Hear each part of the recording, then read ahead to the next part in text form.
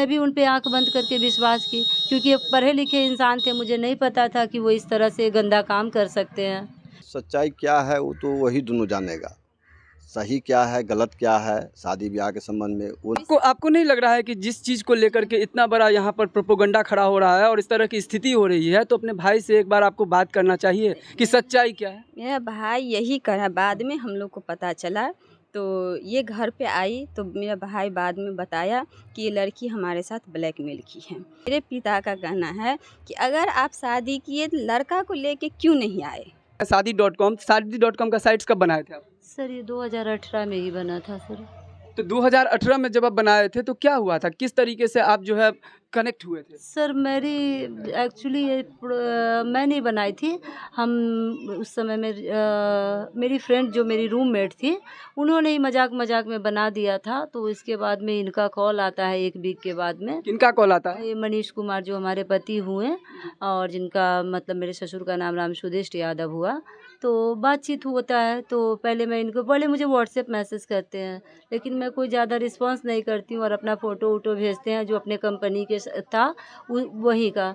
तो मैंने नहीं लिया, फिर बाद में इनका कॉल आया, फिर इन्होंने अपना सब कुछ भेजा बायोडाटा, फिर मैंने इनको दिया अपना बायोडाटा।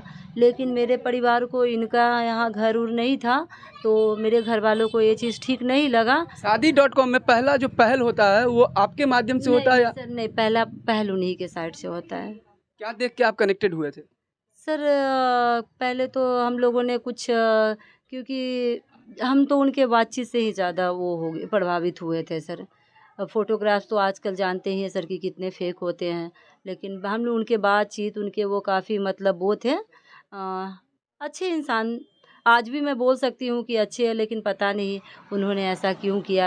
वो कहाँ जॉब करते हैं? वो मुझे स्टार्टिंग से ही बता रहे हैं कि मैं हैदराबाद में ही ओरेकल कंपनी है, कुछ सॉफ्टवेयर बनाता है, तो वो स्टार्टिंग से मुझे यही चीज़ बताए हैं। तो जिस जगह पे वो काम करते थे वहाँ आप मिले?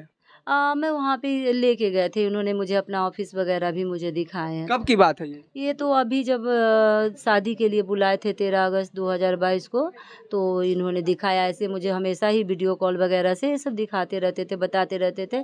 हर छोटी छोटी बात भी मेरे से वो शेयर करते थे, घर से लेके अपने ऑफिस तक का भी। शादी.com पे जब आपने प्रोफाइल बनाया था और जब अपना जो बायोटा शेयर किए थे वो कब की बात है?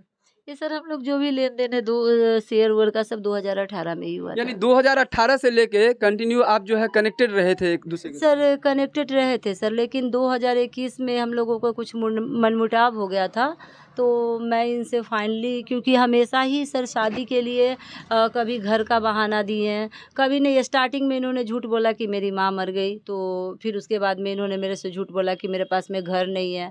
फिर इन्होंने लॉकडाउन में ही अपनी छोटी बहन का शादी कर दी है, तो बोले कि वो करेंगे। फिर मैं देखी कि हमेशा से शायद मेरा यूज़ कर रहे हैं, शादी शायद इनका मन नहीं है कि क्या है, लेकिन हमेशा से ही शादी ही बोलते थे। मैं हमेशा एक अपने विश्वास में लेके रखे, क्योंकि आप मेरे पति का रिकॉर्डिंग सुनेंगे तो कह सकते हैं कि ये इंसान तो गलत कर ही नहीं सकता है, जो मेरी से उनसे बातचीत उनकी है। तो बस मैं भी उन पे आंख बंद करके विश्वास की, क्योंकि पढ़े लिखे इंसान थे, मुझे नहीं पता था कि वो इस तरह से गंदा काम कर सकते हैं। 2018 में जब शादी.com का प्रोफाइल बना तब से लेके आप 2022 तक क्या लिविंग रिलेशन में रहे? जी, जब हम जहाँ वर्क करते थे वो आते थे, मिलते थे, जुलते थे, बस यही सब सा था। हम दोनों वर्क करते हैं, वो भी करते थे, मैं भी करती थी, लेकिन अभी मैं नहीं कर रही हूँ। शादी का फ़ोटोग्राफ्स भी है, मैरिज सर्टिफिकेट भी है, बच्चे को जो भी हुआ है वो भी, मेडिकल रिपोर्ट्स भी है। 18 अप्रैल को मैं आई हूँ, मेरे साथ में मारपीट किया, वो भी इंजरी रिपोर्ट है, फ़ोटोग्राफ्स है, प्रूफ मेरे पास में सर सभी है।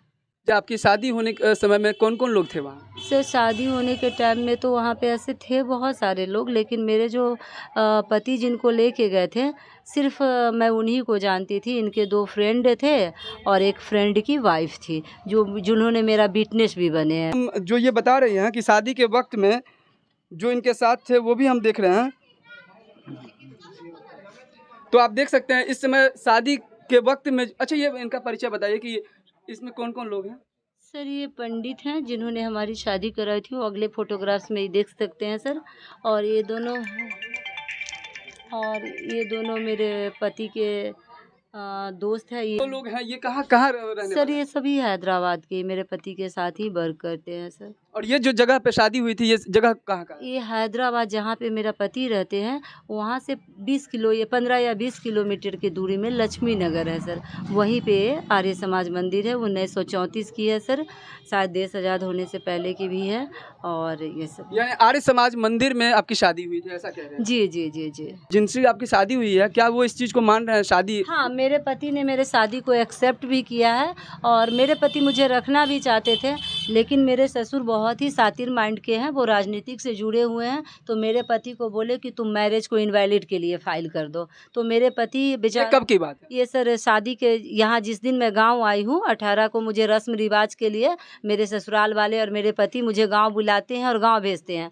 और जैसे ही मैं 18 तारीख के आती हूँ, मेरे ससुर बोलते हैं कि मैं कहीं, या वो तो तिलक दी नहीं है जिसको दहेज बोलते हैं, तुम इस मैरिज को फटाफट इनवैलिड फाइल करो। तो शायद मेरे पति मजबूर होकर इसको हैदराबाद में इनवैलिड के लिए फाइल किए, जिसकी जानकारी मुझे अप्रैल में मिला कि शायद मैंने FB पे, फेसबुक पे मैंने कुछ फ़ोटो लगाया, उस कमेंट के ज़रिए मेरे पति ने मुझे जानकारी हुई कि इन्होंने ऐसा किया है। फिर मैंने अपने वकील से मिलके उस केस को ट्रांसफ़र के लिए अपने मायके के लिए वो प्रोसेस में, जो अभी सुप्रीम कोर्ट में प्रोसेस में है सर।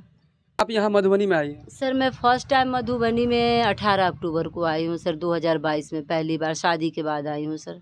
उस समय क्या यहाँ रहे थे आप? हाँ सर, मैं उसके बाद में आई थी। स्थानीय लोगों ने, मैं उनका नाम नहीं लेना चाहूँगी क्योंकि इसी समाज के हैं, लेकिन वक्त आने पर उन लोगों का भी सब कुछ है मेरे पास में। उन लोगों ने भी बहुत चाहा कि घर का इज्जत घर में रह जाए, प्रयास किए मेरे ससुर जी से बात करने के लिए, लेकिन इन्होंने साफ किसी के सामने भी नहीं आया। तो मेरी 2 ननद है, ओनली गाली और मारपीट से बात कर, इतनी गंदी गंदी गालियाँ रोड पे देती है। सोचिए सर कि घर में क्या करती होगी। जैसे आपने बताया कि 2022 में 18 अक्टूबर को अक्टूबर में आई थी ना? जी जी। तो उस समय में उस समय में घर का क्या माहौल था? सर मैं घर पे, ये तो कहे कि मेरे ससुर का पूरे प्लानिंग ही था कि बस तुम बचने के लिए वहाँ के प्रशासन से शादी कर लो, क्योंकि इन्हों की शायद इनकी, अब मुझे जानकारी हो रहा है इन्हीं के लोगों से, मेरे पति ने मुझे ऐसा नहीं बताया, ठीक है, इन्हीं के जो परिवार है, क्लोज है, मामा है, मामी है, ये लोग कहीं कहीं कह रहे हैं। तो उन्हीं से जानकारी हो रहा है कि ये लोग ना, शायद उनको लगा कि मैं बच्चा मारा हूँ, इस केस में मेरी जॉब और मेरी जेल हो जाएगी। लेकिन दहेज वहेज का जो भी मांगेगा, पहले हम लोगों से अच्छे से बात करती थी, बोलती थी कि दहेज दो तो रखेंगे, लेकिन जैसे ही मैंने आवाज़ उठाया, ये दहेज वहेज का बात बाहर में लाया, तो फिर ये तो मार पीट, दुनियादार, मतलब शुरू से कभी कौन आपसे दहेज मांगने लगा? सर ये मेरे ससुर मांगते हैं। मेरे क्या नाम है उनका? राम सुधिष्ट यादव है, ससुर राम सुधिष्ट यादव, और मेरी ननद है रोली देवी गुड़िया उर्फ मनीषा, मेरे देवर, बाकी यही लोग सर मांगते हैं। क्यों ऐसा लग रहा है कि ये शादी, ये लोग भी चाहने लगे कि शादी हो जाए, इसका क्या कारण है? सर हाँ सर, आप बहुत अच्छा सवाल किए हैं। इसलिए सर क्योंकि जो वहाँ की डॉक्टर थी, उन्होंने जो पास में पुलिस थाना बोलते हैं सर, उनको खबर कर दिया था कि ये लड़की को शायद लड़का मार देगा, बिहार भी नहीं जाने देगा। क्या हुआ, शक हुआ, बस प्रशासन ने इनसे। कहाँ की बात कर रही है, कौन सी हॉस्पिटल? ये सर ये वहाँ की एक हॉस्पिटल है जहाँ पे मेरे का उसका मेडिकल। कौन सा लोकेशन में? हैदराबाद में सर।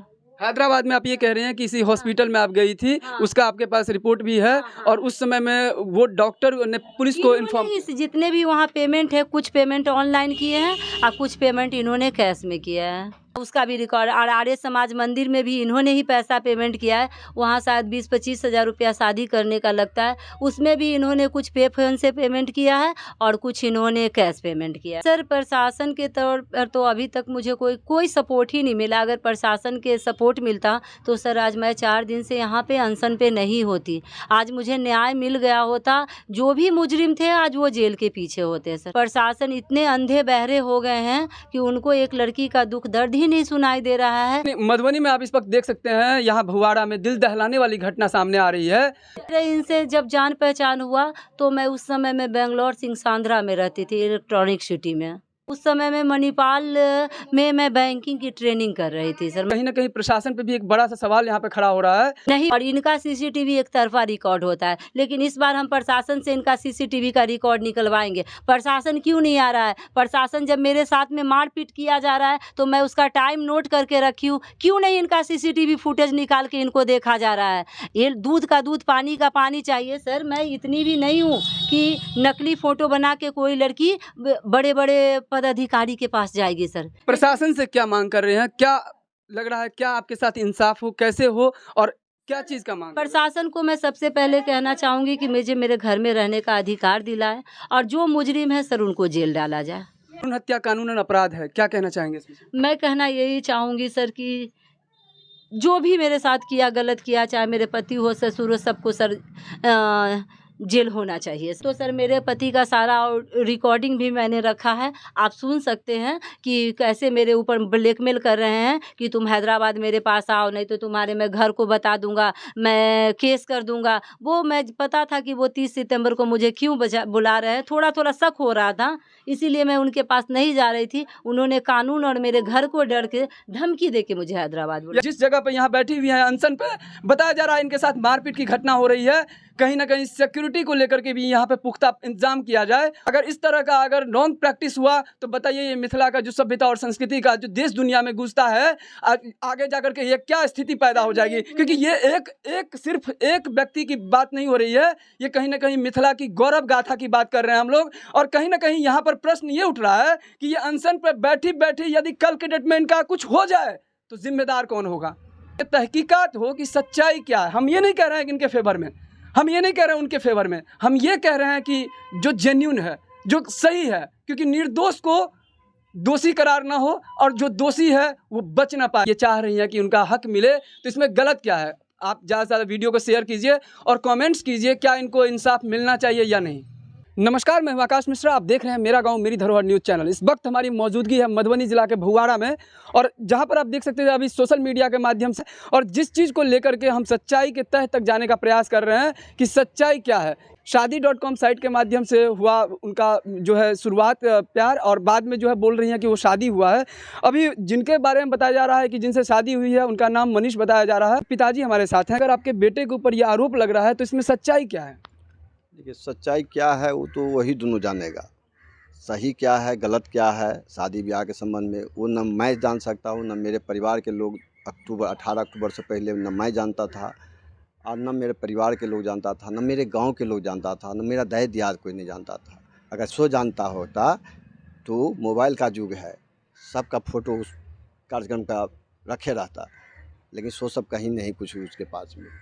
दूसरी बात है कि अगर किसी के यहाँ कहता है 12 अक्टूबर को हम शादी किए, 17 अक्टूबर को यहाँ धमाक दे अकेले पहुँच गई कुछ बैड एलिमेंट के साथ गाड़ी से, 4 व्हीलर गाड़ी से। अब वह आदमी बैड एलिमेंट इसलिए कहते हैं कि वो गाड़ी में बैठा रहा, इसको छोड़ दिया चल दिया, इसलिए संदेह हुआ कि कोई ना कोई मामला गलत है।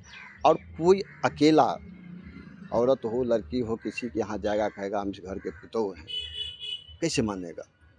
जिसको शादी हुआ है या तो उसके साथ आना चाहिए था, या जो आज उस जिसके साथ शादी कह रहा है हमरा है, वो जहाँ नौकरी कर रहा है, एक जगह स्थिर होकर नौकरी कर रहा है, वहाँ जाना चाहिए।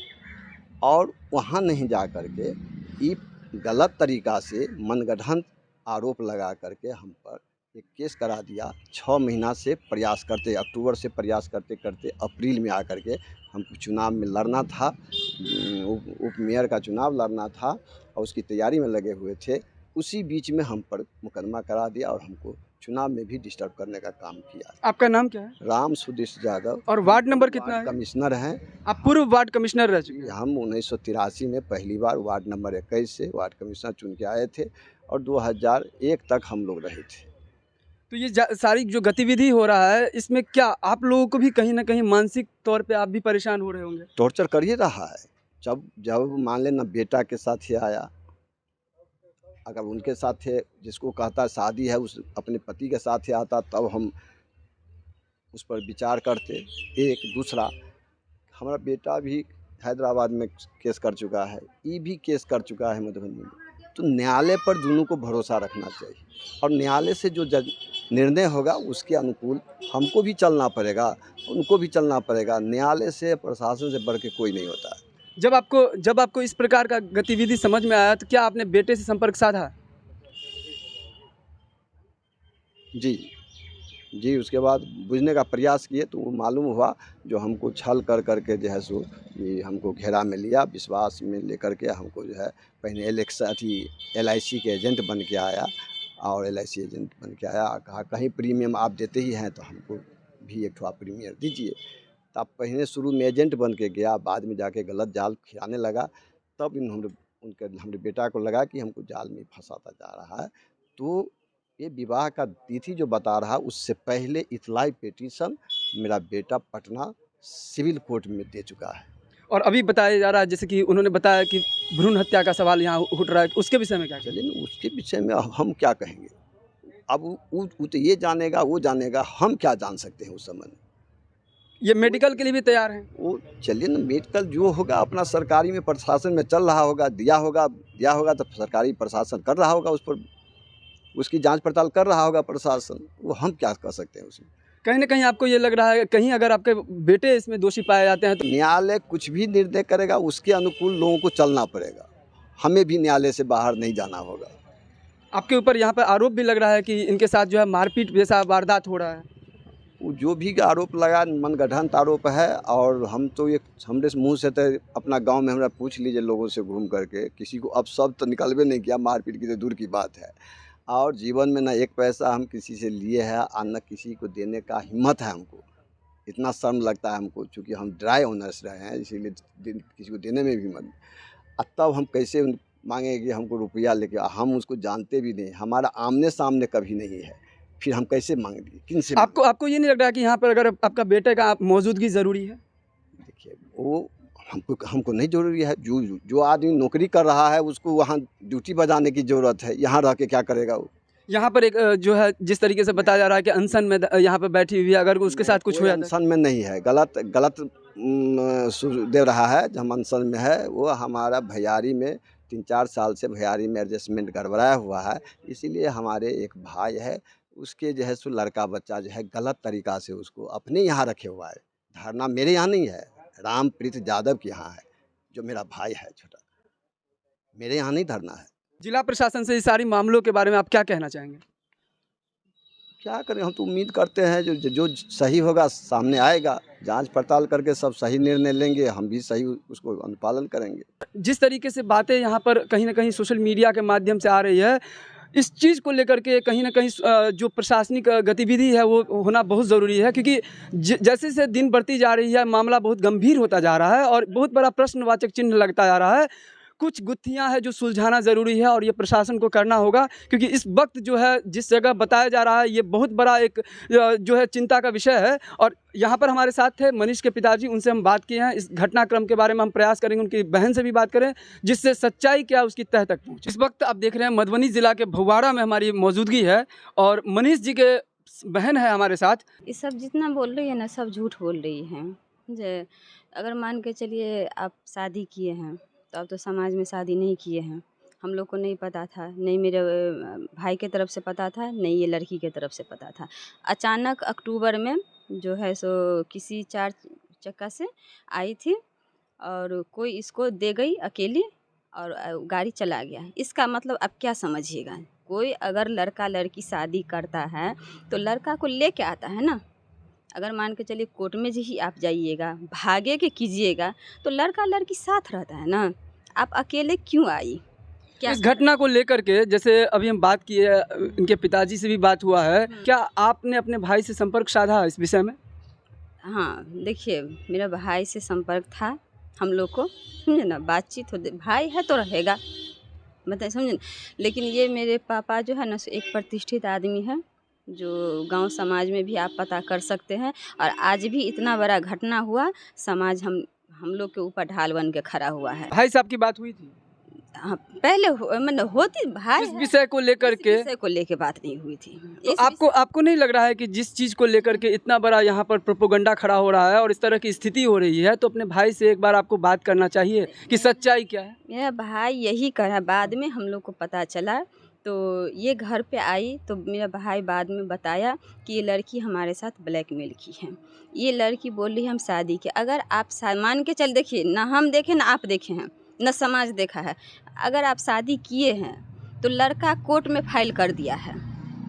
जब कोर्ट में फाइल कर दिया है आपको कोर्ट के भरोसे रहना चाहिए, है कि नहीं है। लेकिन यहाँ पे आके ये नौटंकी करती है, यहाँ पे सबको गाली गलौज करती है। जो मतलब मेरे भैया को धमकी दी हुई थी कि तुम हमको पैसा दो, नहीं तो तुम्हारा पिता का छवि है हम गांव में समाज में हम सारा ख़राब कर देंगे। तो आप बताइए कि अगर छवि ख़राब करने से आपको क्या मिल जाए। जो समझने वाले लोग रहे समझेंगे।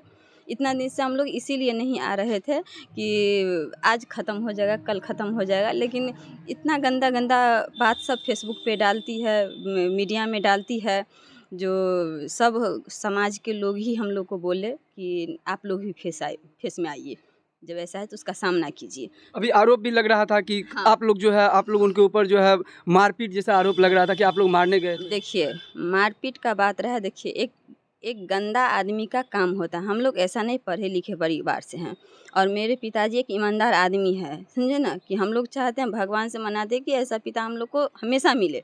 बोल रही है कि प्रशासन को सबको पैसा दे के मैनेज किया है, ये समाज को मैनेज किया है, पेपर वाले को मैनेज किया, मीडिया वाले को ऐसा नहीं है। सब एक ही तरफ थोड़ी ना होता है। सच्चाई क्या है? क्या है सच्चाई? सच्चाई यही है, ये बोल रही है। ऐसा मेरे पिता का कहना है कि अगर आप शादी किए तो लड़का को लेके क्यों नहीं आए। तो अगर भ्रूण हत्या है, कोई लड़का ऐसा होता है या क्या किसी लड़की को ऐसा होता है, कोई लड़का करते तो कानून अलाउ है कि लड़का से बिना पूछे आप अबॉर्शन नहीं करा सकते हैं, है ना। आप वो मेरे भैया का ना अगर था तो आप हमसे क्यों नहीं पूछे, क्योंकि ये मेडिकल रिपोर्ट भी लगाई है, ये रिपोर्ट गलत लगाई हुई है, इसीलिए प्रशासन नहीं सुन रहा है और ये बोल रही है कि प्रशासन को पैसा दे रखी है। नहीं, ऐसा नहीं है। जांच रिपोर्ट जांच में है। अगर रिपोर्ट सही होगा तो लड़का पे कार्रवाई होगा। हम प्रशासन से भी यही कहते हैं कि आप सही से देखिए। उस विभागीय स्तर पर जाएंगे जहां पर आपको, जब आप ये कंपटीशन फेस कर लेती हैं तो इस तरह का यदि सिचुएशन होगा तो आप कैसे हैंडल करेंगे, ये भी आपके लिए बहुत बड़ा चैलेंजिंग टास्क होगा। तो ये व्यक्तिगत रूप से ना देखते हुए इसको प्रशासनिक स्तर पर सहयोग के भावना से कि इनको एक इंसाफ मिले, सच्चाई जो हो। ये नहीं है कि हम, जैसे मीडिया का काम होता है दोनों पक्षों को बयान लेना, पहेली जैसा बन रहा है। तो उन्होंने बताया कि हमारी पहले तो सही था सिचुएशन, लेकिन अनबन शुरू हुआ है कब, जब बच्चे हमारे गर्भ में थे, और उस समय जब बच्चे का एबॉर्शन हुआ तब जाकर के हम इनकी सच्चाइयों को समझ गए और हमें पता चला हमारे हस्बैंड भी हमारे साथ में नहीं है, और बाद में हमें लगा कि हमारे साथ शोषण हुआ है, हमारे जीवन के साथ खिलवाड़ हुआ है। आप भी एक महिला हैं, क्या लग रहा है इस चीज़ को आप कैसे हैंडल करती हैं? हैंडल इसलिए करेंगे, अगर कोई ऑफिसर भी बन जाता है तो हम एक ही चीज़ करेंगे। अगर आपको अबॉर्शन करा दिया गया है तो आप उसको, आपका प्रूफ होगा। उन्होंने कहा कि बिल जो है आपके भाई ने पे किया है। हाँ, कुछ भी किया है, कोर्ट न्यायालय हमसे भी बड़ा, हम न्यायालय से बड़ा नहीं है। न्यायालय में सबको मानना पड़ेगा। जब ऐसा बात है तो घिनाने से अच्छा है कि आप कोर्ट में उसको प्रूफ कीजिए। न्यायालय ना मेरा है ना आपका है, जो फैसला होगा, अगर लड़का गलत किया है तो लड़का को भी सजा होगा। अंतिम सवाल, यदि आपका भाई, जिस तरह से आपके पिताजी बोल रहे थे कि आपके भाई मतलब अपने बेटे से भी हमारी बातचीत बहुत कम ही होती है, रीज़न कुछ भी हो सकता है, लेकिन अगर आप, जैसे आपके भाई इस तरीके की अगर बात सामने आती है कि वास्तव में इन्होंने शादी किया है और जो सिचुएशन बने और लास्ट टू लास्ट ऐसा लगे कि कहीं ना कहीं आपकी भाई ही दोषी है, तो क्या उस समय आप जो जिनके बारे में बताया जा रहा है उन्हें अपनाएंगे? हम अपनाएं या ना अपनाएं, लड़का को तो अपनाना पड़ेगा। 2 तारीख को लड़का और लड़की को सुप्रीम कोर्ट में आने का आदेश है, और ये लड़की कौन से 2 तारीख को? यही 2 तारीख अगला महीना अगस्त में इसकी हियरिंग है। हाँ, तो ये लड़की चाह रही है कि 2 तारीख से पहले हम लड़का को गिरफ्तार करवा दे, और धारा जो लगवाई है, गलत धारा, गलत केस भी लगवा दिया है, उल्टे घर पे आई। जबकि प्रशासन इसको, दरभंगा की प्रियंका झा प्रशासन के साथ आई थी, प्रशासन इसको घर से निकाल के भगाया था। मिथिला में जो हम देखते हैं कि नारी सर्वत्र पूज्येत, तो कहीं ना कहीं नारी पर जो है कहीं कहीं हाथापाई या मारपीट की वारदात ये निंदनीय है। क्या इस विषय में क्या कहना चाहिए? ये भी नहीं हुआ है, ये भी जो बोल रही है मारपीट हुआ है, ये भी नहीं हुआ है, क्योंकि सीसीटीवी कैमरा के सामने अभी भी हम बैठे हुए, सीसीटीवी कैमरा के सामने बैठे हुए हैं। आपको लग रहा है कि हम लोग ऐसे कर सकते हैं, ये भी नहीं हुआ है। ये जो ऐसा किया है, जितना हरकत की है, सारा हम लोग के पास प्रूफ है। यही चाहेंगे कि अगर लड़की को लगता है कि हम सही है तो आप कोर्ट से लड़िए। हमेशा चैनल के माध्यम से हम दिखाते रहे हैं कि दोषियों पे कार्रवाई हो और निर्दोष को कभी सजा न हो, इस चीज़ को लेकर के, क्योंकि लोकतंत्र का चौथा स्तंभ हमेशा प्रयास करता है कि हर जगह जाकर सच्चाइयों को दिखाएं। हमने दोनों पक्षों को आपके सामने रख दिया। अब ज़्यादा से ज़्यादा कमेंट्स कीजिए और शेयर कीजिए वीडियोज़ को। कहीं ना कहीं समाज का एक आईना होता है मीडिया, और हमारा मीडिया का यही काम होता है। हम यहाँ पे ग्राउंड रिपोर्टिंग के लिए आए हैं। हमने आपको बताया, हमने आपको दिखाया कि, और यहाँ पर जिला प्रशासन को भी इस पर संज्ञान लेना होगा, क्योंकि जिस तरीके का यहाँ पर सिचुएशन बनता जा रहा है, दिन प्रतिदिन ये मुद्दा जो है गंभीर होता जा रहा है।